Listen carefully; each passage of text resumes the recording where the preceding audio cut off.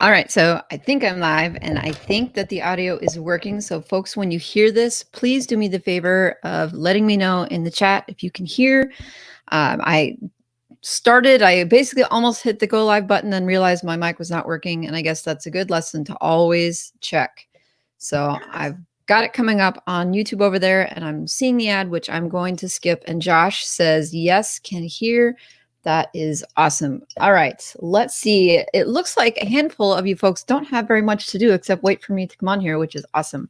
I'm having some Graham stuff and iced coffee because it's super cheap. And I have no idea what's going on in the chat. I see.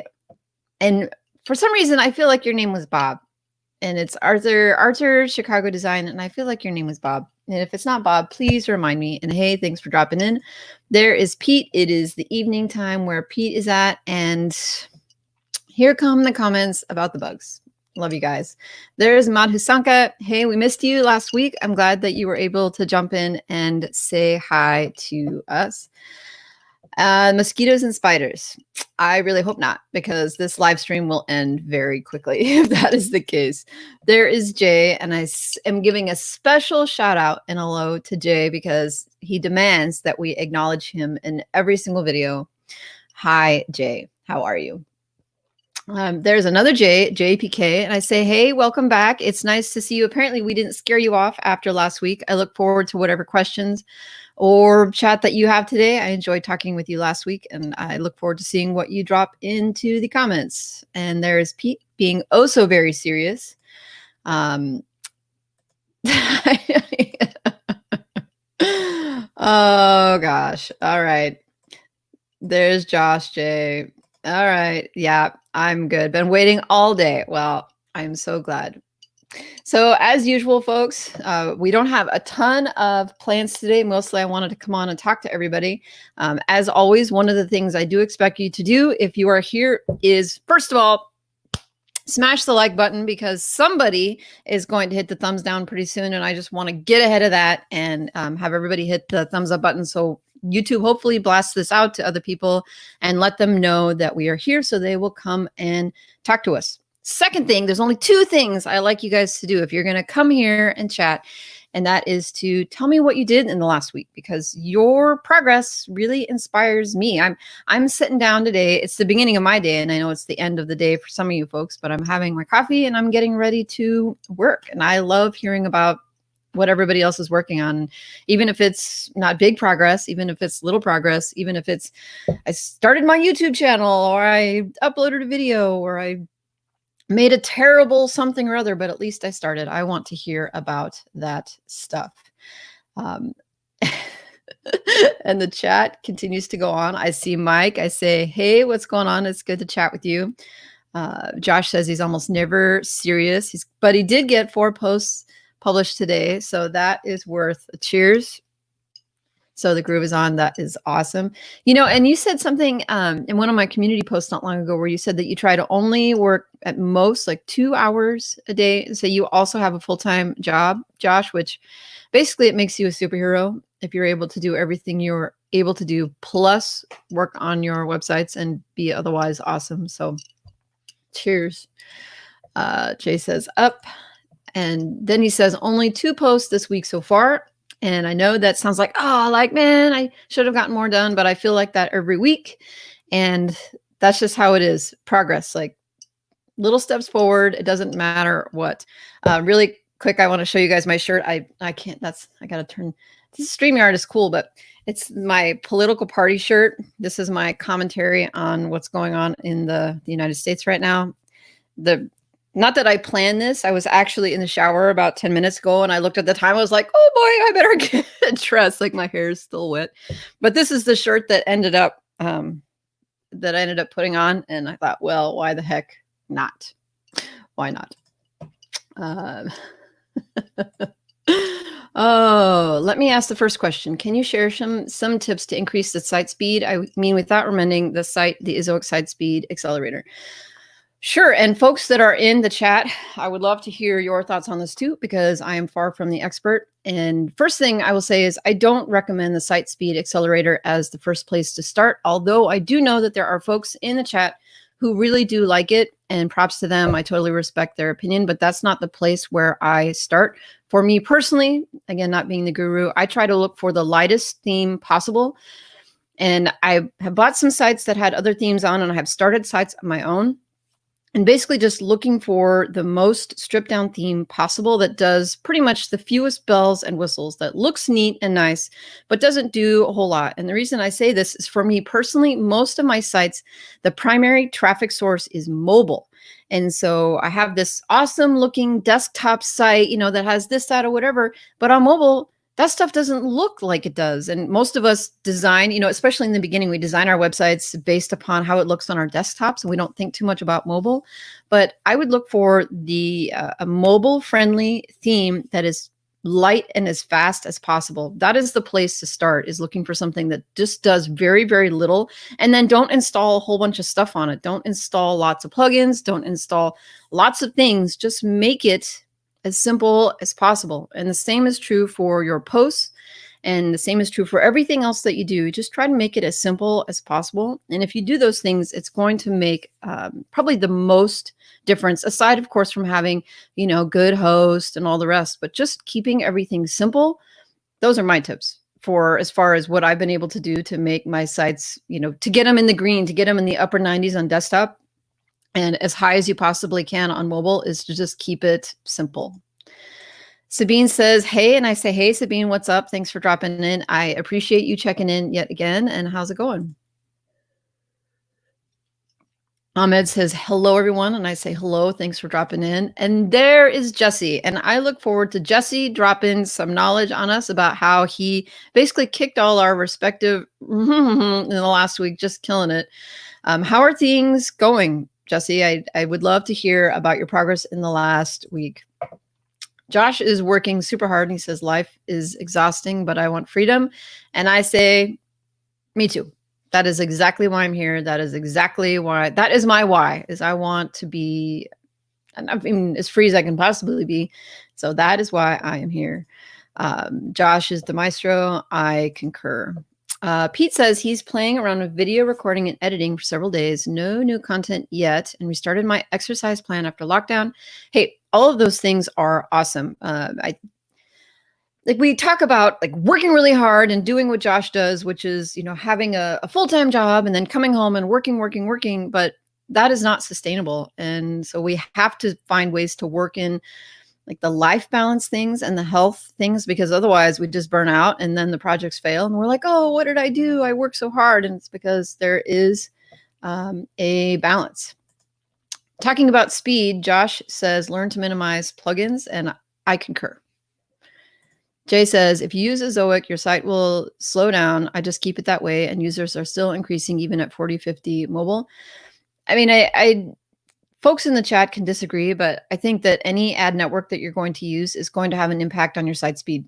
That's just my opinion. You say, oh, well, this one is faster than this one or whatever, but ultimately ads are going to slow your site down. And somebody made this comment the other day and it made sense to me. They said, would you rather have a super lightning fast website that earned zero money, or would you rather have a slightly slower website that earned you money? And I'm like, well, yeah, that's a good point. That's a good point.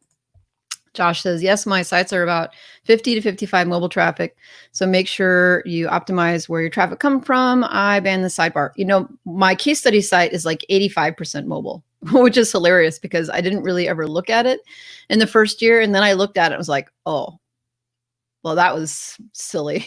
It was silly not to pay attention to.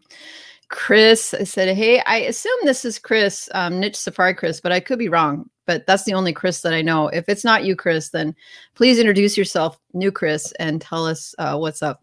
Sabine says she ordered her first outsourced post just to know how that feels. And I want to give you the high five. That's a big deal. Like getting over that fear of outsourcing and sort of gathering that skill. That is awesome. And I remember doing it and then feeling like I'm really doing this. So that's really great. Renat says, hey, y'all. And I say, hey, and what's up?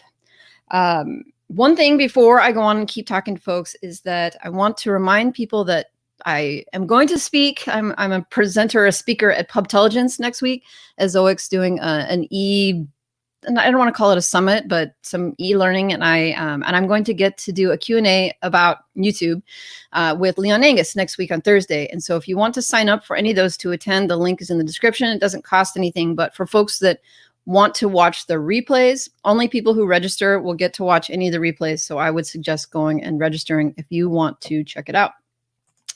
Mahendra says, please share your earnings stats on a Zoic Love from India. And I will say this, I only share my earnings stats on my case study site that I have been working on and sharing publicly. I don't share my dashboard and just show everybody everything that I'm doing because that's not my style. But this site that I am talking about as my case study has had some bumps and bruises lately. And so I'm going to hang on to that until I have a good 30 days worth of income, because I took ads all off to update the theme and to do some other earnings. So I don't want to say, you know, yes, this site is earning this much because it earned that much in December, January, February, March, because it earned nothing in, I think, the month of June. I turned everything off. And so I just turned stuff back on. So I don't have 30 days yet of earnings to see where the EPMV is or anything else. So I will check back in with you folks on that. Jay wants to know where she ordered, and I do too. Oh yeah. And Sabine, yeah, definitely tell us what your experience was. Like if it was a good experience, like how easy was it and how much, I mean, if you're feeling comfortable sharing the costs and all the rest, like inquiring minds really want to know. Madhusanka, Josh says that hosting is the linchpin always though, regardless. We're talking about speed back there, by the way. Jesse says, I went way over budget this month on content. One of my new writers is a machine, so I let her keep going. Well, I think that is a great idea if you have the budget for it. And I'm looking ahead. You think, okay, you know, is 6 months from now enough time for those articles to rank and to really rake it in Q4, assuming that we're going to have a Q4. And people are thinking, oh, you know, what are ad revenues going to look like? And, you know, Black Friday and all that. And the news is starting to trickle out from a lot of these retailers that they're not going to have shopping. Like their stores are going to be closed for Thanksgiving and potentially for the weekend afterwards. And so Black Friday could potentially be bigger than ever, assuming that people have money. Now, will anybody have money to do shopping? I have no idea. It could be that, you know, they could blast out a stimulus basically in the month of November to do that. But just looking ahead, thinking about what Q4 might look like. And so I think that's still pretty cool. Renat says, I think there's too much focus on site speed. And it does seem like there is a lot of focus on it right now. I do think people should be talking a lot about the quality of content more. But right now it just seems like the focus is get a keyword, hire somebody to write it. Who really cares what the article is as long as it has enough of the keywords and the site is fast, and then boom, move on. But Josh says 80% sweet Lord. He's talking about my mobile traffic on my case study. And yeah, you'd think that I would have been paying closer attention to the mobile theme, but I didn't. And you can learn from my mistakes, everybody else out there in the world. Sabine says, buy sell text so I didn't have to sort through writers, and they did it. Jesse says, I put a site on a Zoic recently that was above 95, both on mobile and desktop. Immediately upon turning on ads, it dropped below to 30. It is a battle. And the struggle is real. Now, my question, Jesse, you say, okay, well, it went down to 30 and this is the end of the world, but how did it impact your other stats? Because that is always the question to say, okay, yeah, it looks like this, but what does your analytics look like? What does everything else look like? Did you see a drop in traffic, or have you seen any other impacts or negative changes to your site because of the site speed changes? Because that's going to impact how I feel about this. If everything is the same, but it's a 30, I'm like, oh, good. Well, hopefully you can earn some money from that. And how is the content ready to go? I think we're still waiting on that article.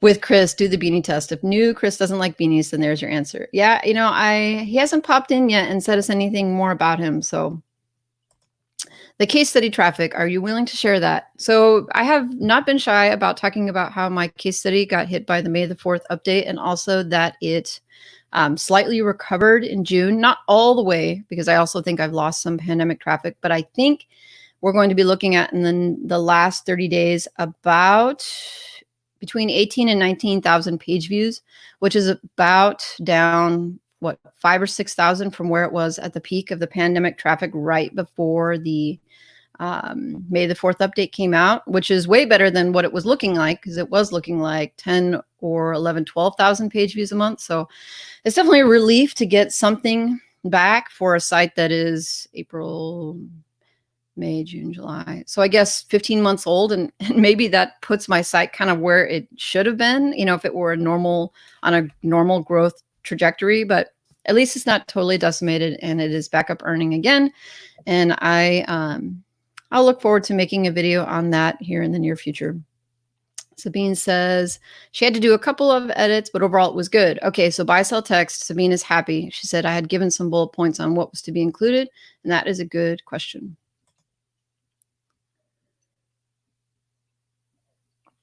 Madhusanka asks, can we lazy load AdSense ads? But I saw in Google form that the recommended answers have mentioned that it is kind of policy violation of AdSense.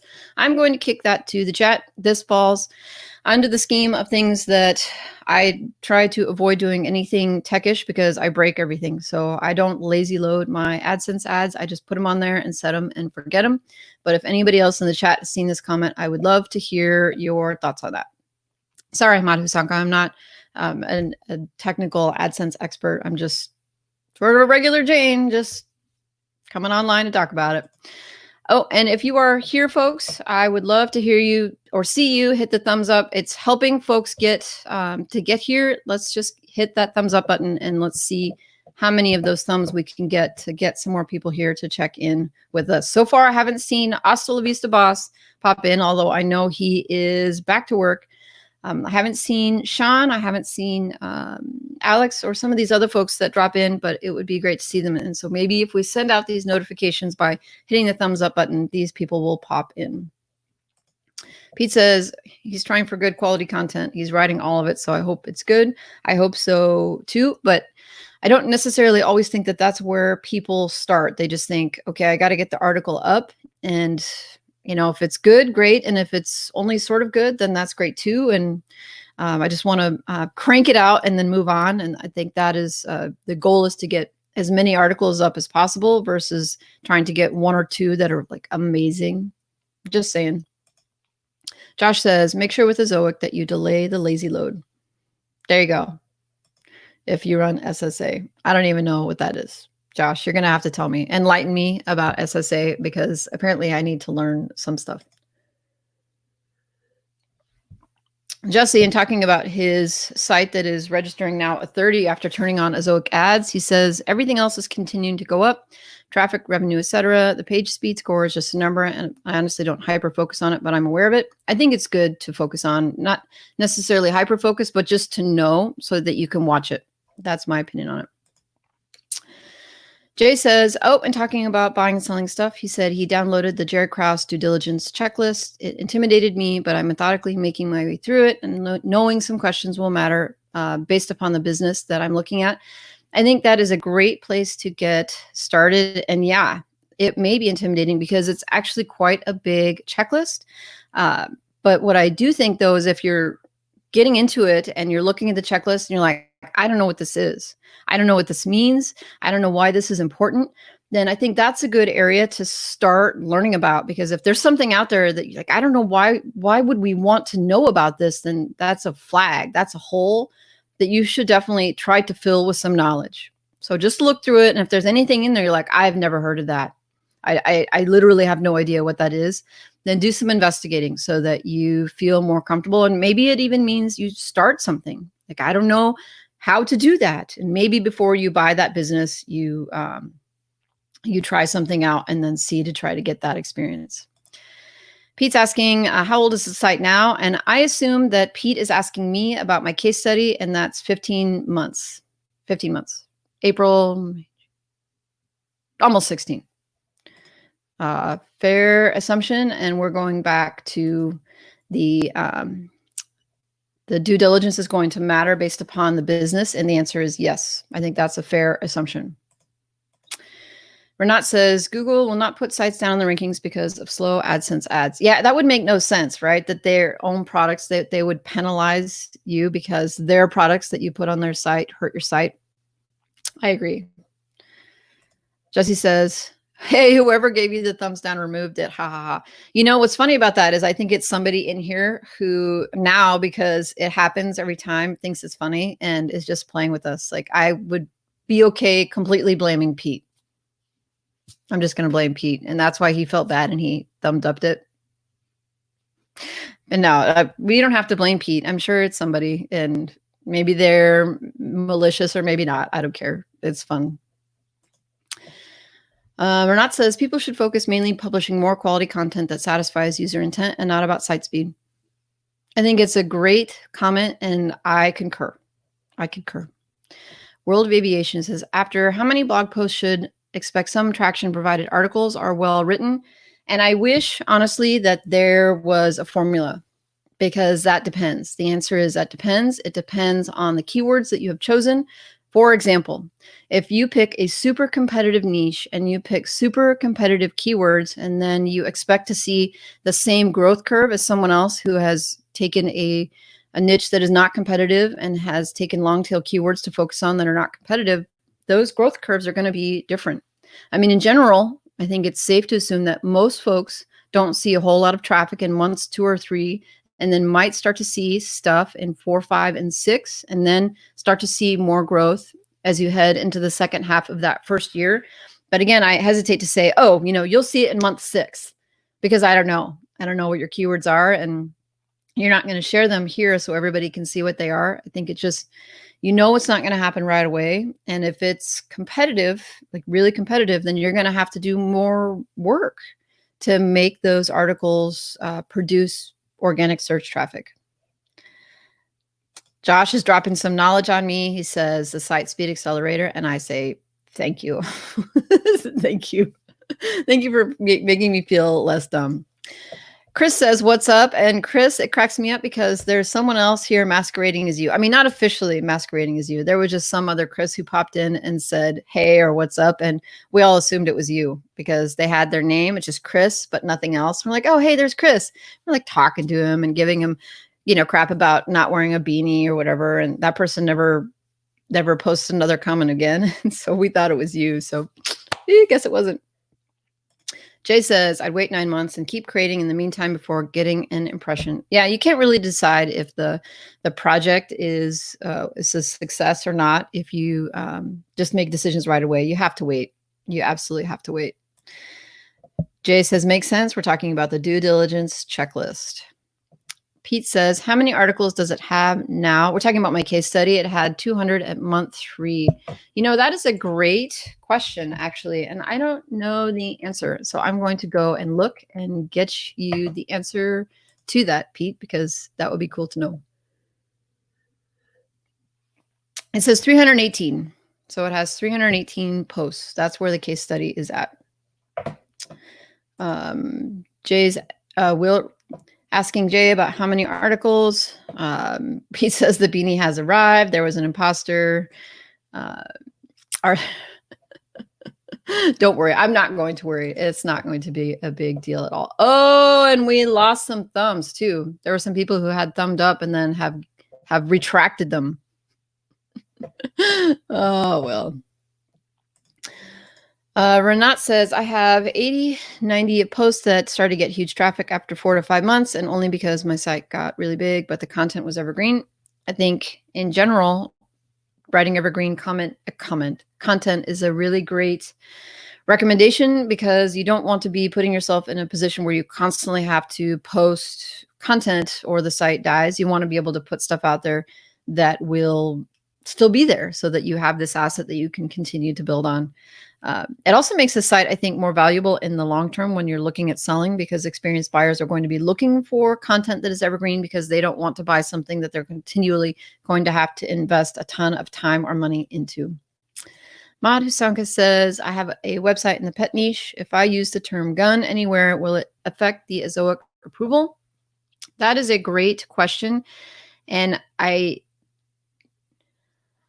don't think necessarily that it will prevent you from getting approved, but I think it will impact whether or not you will be able to run ads on specific content where terms like gun are listed. For example, when I put my site on there, it was on Ezoic, it was completely compliant with the AdSense terms of service. So again, if you're applying to Ezoic, it's good to make sure that you have AdSense approval already, if you can. And if you are AdSense compliant with their terms of service, they approve you, then you're probably going to get through and get approved with Ezoic, regardless of the content that you have. But there may be specific pages that Ezoic will just sideline and say, we're not going to run ads on this because advertisers aren't interested in it. And this actually happened to me. I, really carefully complied with the AdSense terms of service. I didn't put anything about firearms or alcohol or cigarettes or anything, but still I managed to have some content that hit some flags based upon the words that I just used. And I didn't really think about it. So that's something to think about if you are using Ezoic, is to go and look to see if you have any pages which aren't showing ads as objectionable content. And I was able just to change, change some of the words. It wasn't a keyword. It was just a word that I had used in passing in the article. And I think it was even one of my outsourced ones. So I didn't even know that it was in there. And it was something that I was able to get rid of. Pete says, I also do great questions, but they cost more. Are you a surfer affiliate? I applied about a week ago and they didn't get back to me. I am not currently a surfer affiliate, and that is not because I have anything negative to say about the tool. I just have been really busy in the last couple of months, and I honestly haven't had time to really dig into it and give it the time and attention, I think, to learn it. So I have withheld my, opinion about it, because I want to make sure that I legitimately think one way or the other on it. And I really think that it has so much data and information that goes with it that I want to be able to give it the fairest shot that I possibly can. So I don't know why it is that they haven't gotten back to you as far as affiliate stuff, but that doesn't surprise me. Not necessarily because of Surfer, but because usually there's one person in charge of affiliate stuff in most of these companies, even though it seems like there should be a whole team, and they may have a lot of these applications to get to. I don't know. I would sit on it for a couple of weeks and then send them a quick message and say, hey, did you get this? And sometimes that can light a fire under them. Renat says, not months, but years. Oh, huge traffic after 4 to 5 years. And I read that as 4 to 5 months. So, I mean, that's a commitment, Renat. Like, that is a serious commitment. You were into it for 4 or 5 years that didn't start seeing huge traffic until months 4 or 5, or years 4 or 5. And that's impressive. And I totally respect the hustle there. I mean, that sounds silly even saying it. There's mad respect. That's all I got to say is years, like 4 to 5 years in, and you stick with it, never knowing if the traffic is going to come, and on basically faith. That is, it's like straight up amazing. I'll just say that, straight up amazing. I don't even know what's going on there. Renat says, with terms like gun, you can forget about AdThrive and Mediavine, but Ezoic will be fine. Coming back to World of Aviation's question, I don't care about the number of articles. I have a site with 4 articles that hasn't been updated in a year and still does well. I'm assuming that's an affiliate site, Jay. It's hard for me to imagine an ad site doing well, but I guess if you had enough traffic to 4 or 5 articles, it still could be worthwhile. But my guess is that's an affiliate site. I don't know what's going on there. He says, why not? We could do a collab, Surfer Safari. Chris, we've been talking a little bit on and off about doing collabs, and and so far you have like completely brushed me off and be like, no, I'm afraid of interviews, but I think that case studies are fun and other creative collabs. So DM me, we'll talk about it. The best strategy to publish, forget optimize, just publish, forget optimize. Okay. I concur. Publishing is probably the only thing that I am able to do well out of all this stuff. Is just hit the publish button. That's my go-to advice.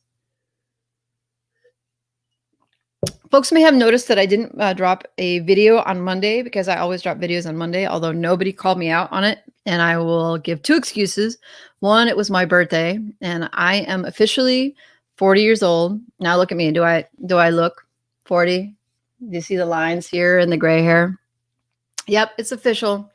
I'm 40 years old, and I just didn't feel like doing any videos.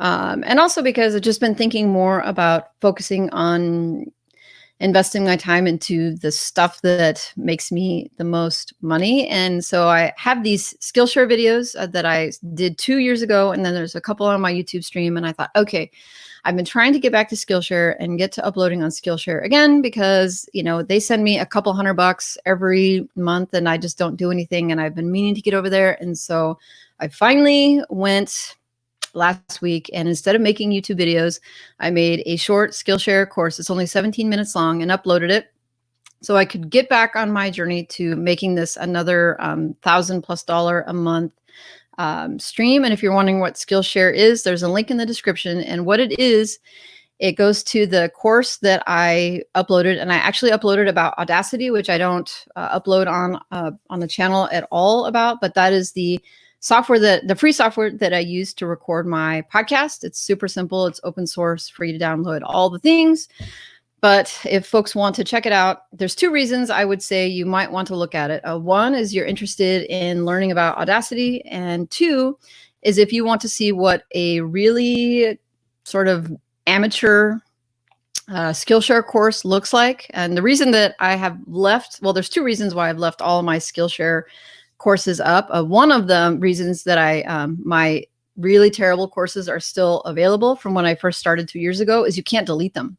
So I'm embarrassed about them, and I get negative reviews quite often on them because they're bad, right? I was just learning, and I'm still learning, but they're there. I mean, the upside is that negative reviews don't impact your newer courses, right? Because with Skillshare, it's like the Netflix of learning. So people pay a monthly fee and they can watch whatever. So if they want to try something and check it out, they don't necessarily care that the reviews on other videos or other courses are not positive.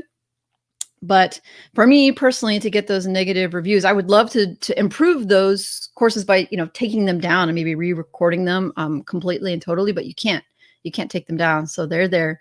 But the other reason to leave them up, aside from the fact that I can't remove them, is for folks that are looking to get started in producing content and e-learning, not necessarily about making money online, but other income stream type content.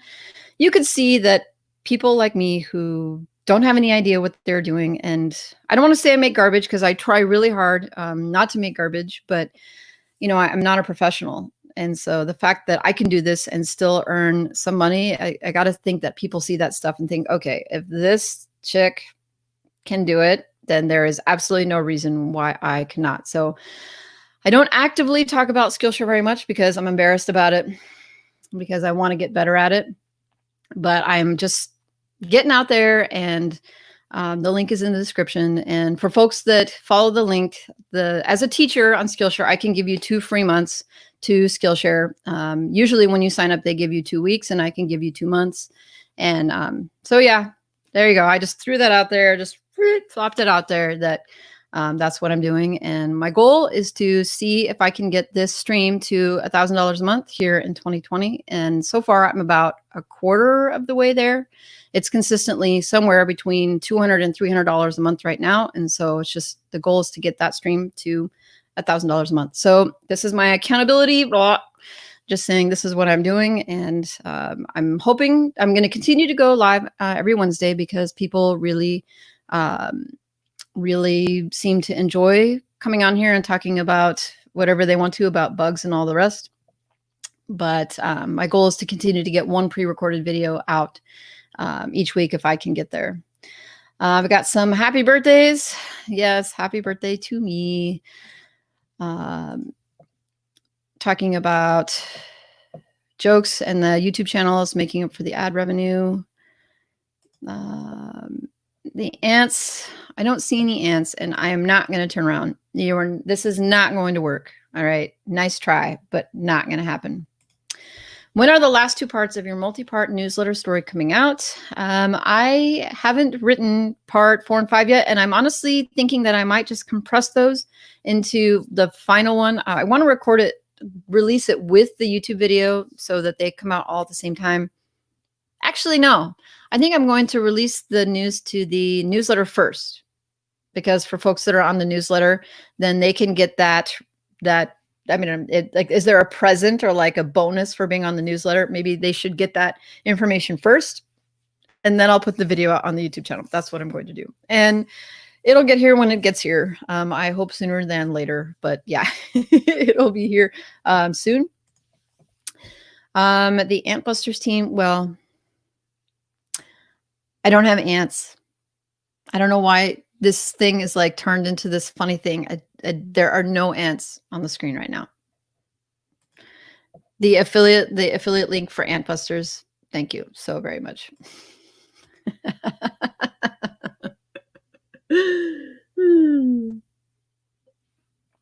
So yeah, folks, the stuff that I wanted to come out with and be upfront and open about were, one, about Pubtelligence. So if you don't sign up, you can't get the replays, and it's free. The link is in the description.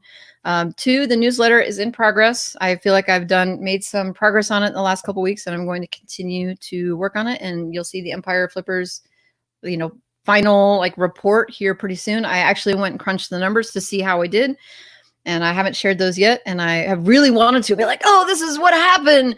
I haven't done it yet. And then the podcast continue to upload. And so this is for Chris, Niche Safari Chris. I am trying to get a short podcast, something in the range of like 8 to 15 minutes out each week that I don't put out an interview. And I'm still going back and doing uploading the old interviews to it so that I can have that library over there for folks that like podcasts and aren't really interested or have the time or ability to consume interviews on YouTube. I think in Q4 is probably when I'm going to start hunting down new guests and, just in general for YouTube and the rest. But summertime, I'm doing a lot of playing and I'm hanging out with my kids and, just really taking advantage of the summer. So unless folks have questions, what I'm going to do is just, Chris says he likes the podcast and he listened to the most recent one. Yeah, the most recent one, gosh, before I go, I'm going to Buzzsprout really quick. I saw that Adrian started a podcast, which I think is really awesome. I just love seeing people make moves. But on my birthday, on the 20th, I said I put out a podcast just about the challenges of putting myself out there. And my friend Jacob Karras, he's the Aussie that I interviewed a couple months ago. He also sent me a link to a book. It was talking about the courage to be disliked. And that title really struck me. And so that's next on my to do or to read list. Right now, I'm actually reading the 7 Habits of Highly Effective People, which is not what I thought at all, what it was going to be about or how it was going to be like. But that's neither here nor there. But the courage to be disliked and just the courage of putting yourself out there. That podcast episode, that short one that's 11 minutes, was one of those ones where it was really hard to like talk and share. And I almost feel like it was too personal. But, if there are folks out there who they want to hear that and it helps them, then, I'm going to continue to do it. And I guess we'll see if the podcast grows and if more people listen to it and are interested in it. But yeah, so it's going to continue to be the interviews alternated with shorter podcasts where I just sort of share and talk a little bit about probably more personal than I probably even put out here on YouTube. Because I don't know, I guess it seems like I can hide a little bit behind the microphone when there's no screen. And so people can't see my face and see what I actually think about stuff. Pete says he's still listening to the Fish and Money interview, but the smartphone died. Well, you'll just have to get around to it. I had a lot of fun talking to Darren about that. He's working really hard also. So I see folks are jumping on. It makes it really hard for me to want to go. So folks, if you are just jumping on, we are talking about wrapping up, but if you have questions, you better get them over into the chat right now before I head out because I got work to do.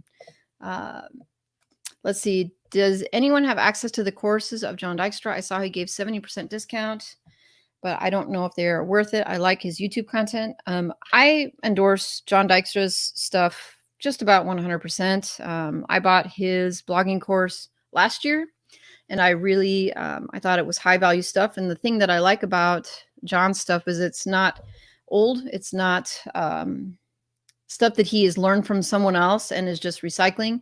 He is testing everything out, and then he makes a course about it. And he doesn't charge $997 for them. He makes them affordable, and I can't say enough good things about them. Now, do you need every single course that he's ever made? I mean, maybe not. But what I like about them is they are in chunks that are specific to either a technique or a topic, and they're at a good price. So I don't see any reason why you wouldn't get your money's worth out of his bundle right now, which is an extraordinary deal, in my opinion. I think John's courses are all text-based, which turns me off a little. They're not all text-based, at least not the one that I did. The one that I did was his blogging course, which was very lots of video and lots of audio. So that surprises me if somebody were to say that all of his courses were text-based. Now, I will say that if the information is there and it's something that I didn't know about it, then I don't particularly care. Like if the information and the trick or the tip or the thing gets me to where I want to go, then I don't care how I consume it. So that's my feeling. But I get it if people say, "Oh, I really want the video." And then I will listen to podcasts only while exercising. So I'm sure that you will. You work too hard. So, all right, checking over. Because the StreamYard, the comments show up a little more slowly, and I have my my YouTube over there, so that's what I'm looking at. Pete says, which John's course have you taken, and would you recommend any specific one now? I took the one that is no longer available. It was his Black Room Blog Profits course, and it was like the whole blogging, like how to start from beginning to end, and he actually threw in a whole separate additional bonus course of WordPress tutorials and how to get set up. So if that one were available, I would recommend anybody take it because it was only $47 for a year's access. His keyword research, like his long tail deep dive, I thought was pretty decent. He's using Ahrefs, and his strategies in there I think are really good. His display ads course I enjoyed, and I thought that was good. But again, it goes down to what it is that you are looking to learn. And if there's something in there that you are looking to learn, then in general, you're going to find value there. Chris says, I really want to take Matt Diggity's affiliate lab course, was going to wait as he did 50% off Black Friday. I have access to Matt Diggity's affiliate lab, and I think that it's very, very valuable.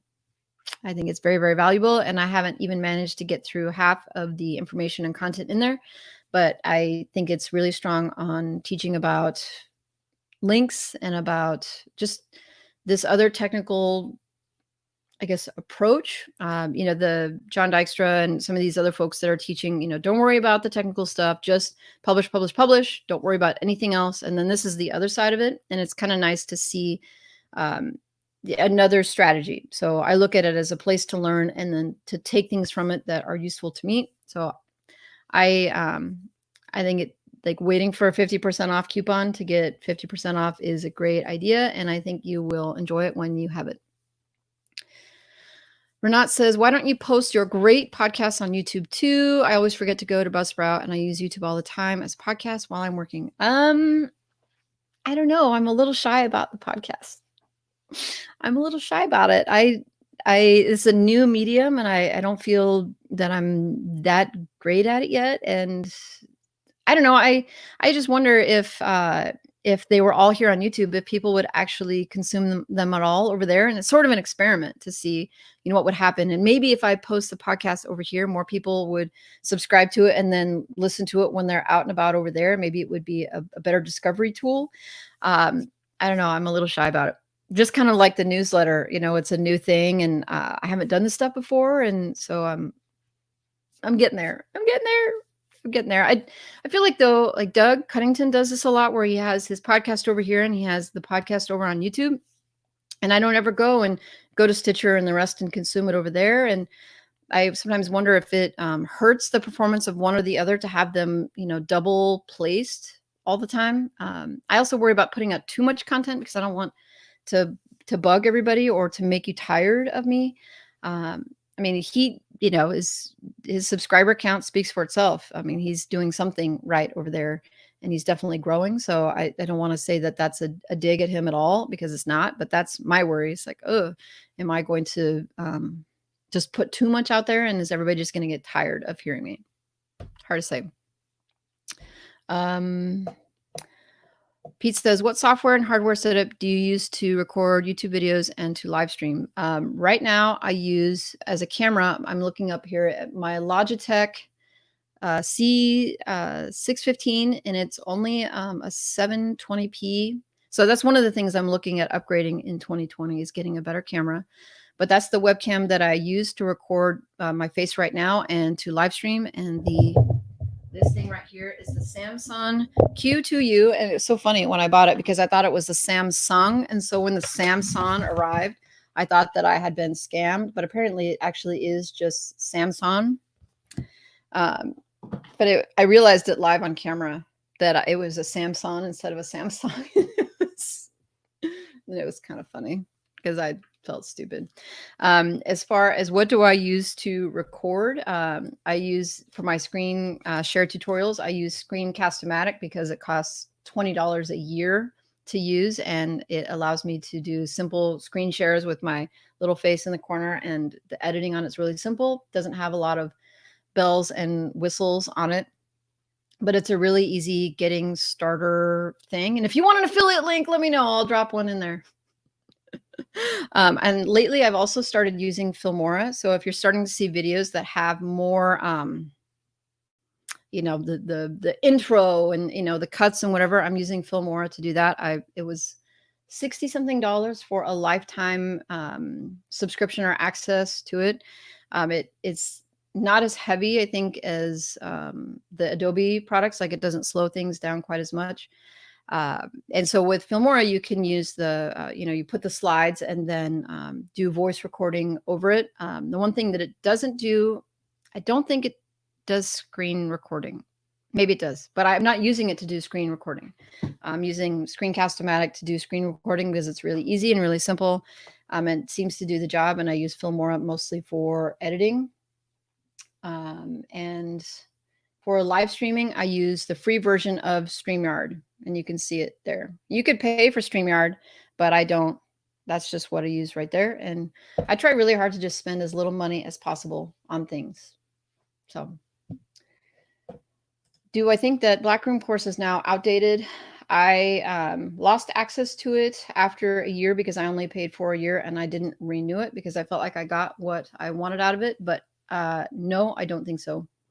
And it's too bad that it's not. Well, I mean, I guess it could be available. If it is available in the bundle, I think it's a great option for folks that are getting started. If you are already up and running and you are already, having started, I don't know if it would be the best choice for folks, but for folks who are just getting started, I think it's he talks about outsourcing. He talks about Pinterest. He talks about ads. He talks about keyword research. I mean, he does a lot of tutorials in there. And so it's hard for me to say that it's outdated because I was using it 3 or 4 months ago. Sushi says you would listen to your podcast on YouTube. So what if there was no video? What if it was just like a thumbnail or like things? Would it still be worthwhile to put it on YouTube, even though there's no face? Because I'm not recording my face. It's something that was already done as just audio. She's just being modest. She interviewed me like a pro on a podcast. Well, you as a guest made it really easy, and your podcast is actually still the most popular of all. It's gotten the most downloads. I don't know. Are you sending it to like your family? Like promoting it to other people? Because for some reason, people seem to gravitate towards your episode the most. The podcasts are very professional. Like, I do this for years.